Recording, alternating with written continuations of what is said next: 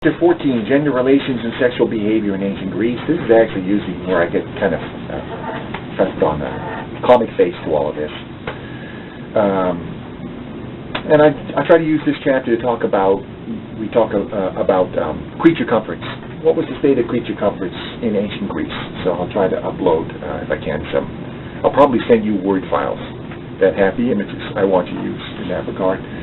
What we can say is by the end of the Hellenistic era, Greek households attained a standard of permanence that was not surpassed really until early modern times.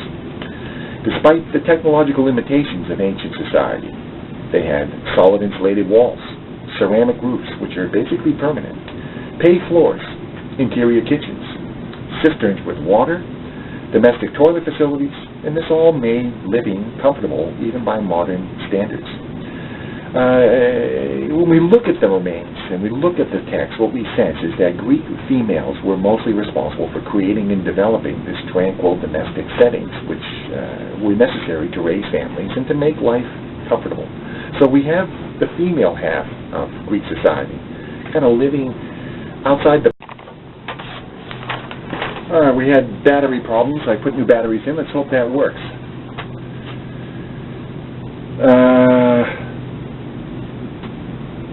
All right, so we talked a little bit about the role of women in maintaining the kind of private environment, the private environment of the household, raising the family and creating a comfortable environment for themselves and their children primarily. But they had pets.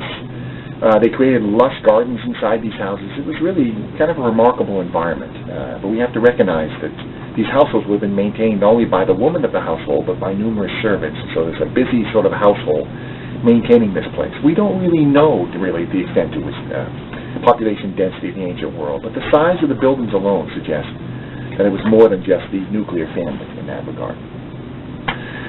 The Greek male drinking party, or the symposium, promoted patterns of male bonding to form the underpinnings of Greek hoplite society. It cemented a sense of collective identity capable of determining the outcome of military conflicts and political events. The main thing is that these men would fight side to side in the battlefield, and you want to defend, know that the man to the right or left of you is going to protect you as well. So bonding is an essence to this sort of warfare in that way. Scenes depicted on Attic red figure drinking vases associated with the symposia portray sometimes disturbing behavior of a sexually charged nature, including scenes of orgies with prostitutes, group sexual activity, and pederastic relationships between older men and younger boys. So here's the deal. If you read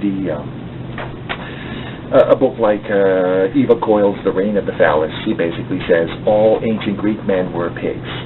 It's sort of, shooting fish in a barrel. I mean, the evidence is clearly there. And so the question becomes not whether they were pigs, but why they were pigs, basically, is the answer this way. And what I try to argue is that it has a lot to do with the segregated lifestyle that young Greek children were raised in. And again, we're talking about freeborn, property-holding citizen families. Below them, people, poor, impoverished slaves, there's no possibility of marriage, so they have to kind of figure things out as best they could. And what we see with Greek society is that freeborn Greek children underwent a highly restricted, segregated experience with regard to social interaction with the opposing gender. Within freeborn landholding citizen elites in Greek society, freeborn daughters of respectable families typically experience no sexual experimentation prior to marriage. Like other cultures, marriage was arranged through contractual agreements entailing a dowry and a purchase price. Greek women married at the onset of puberty. Married women were expected to maintain the household, to spin and weave clothing for the family as well as for retail sale, to supervise household servants, to see to the highly demanding task of cooking, cleaning, and domestic hygiene, not to mention the raising of the family's young. The Greek male's decision to marry was determined more by the availability of resources necessary to sustain a family. Since this typically occurred through inheritance, Greek males frequently had to wait to a very advanced age before they could afford to marry.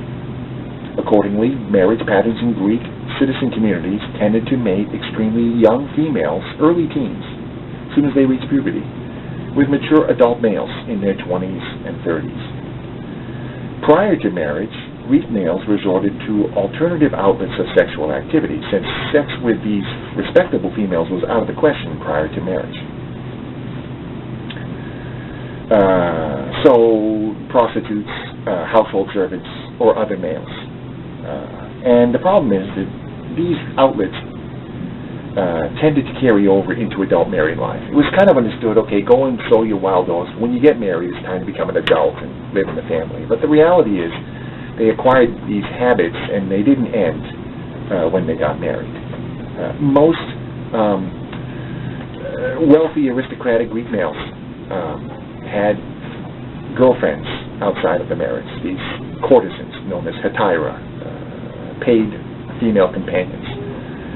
You name your Greek politician, your Greek artist, your Greek philosopher, and I can tell you the name of his girlfriend. That's how commonplace these relationships were.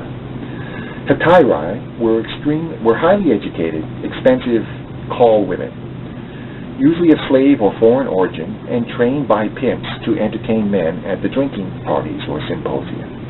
They tended to be more sophisticated and more mature, for example, than freeborn wives, and they competed for the affection of Greek males. Pederastic homosexual relationships were also encouraged to some degree by the social elite of the ancient Greek polis. We don't know how widespread this behavior was. Maybe it was just among the elites. These relationships occurred very young in life, as the Greek males participated in the athletic regimen and the education of the gymnasium. These ceaseless military conflicts that raged between Greek city-states, and the need of all states to maintain hoplite militias at high levels of readiness, elevated and sustained the mystique of the Greek hoplite warrior and enabled hoplite elements to impose norms such as pederasty and prostitution on wider Greek society.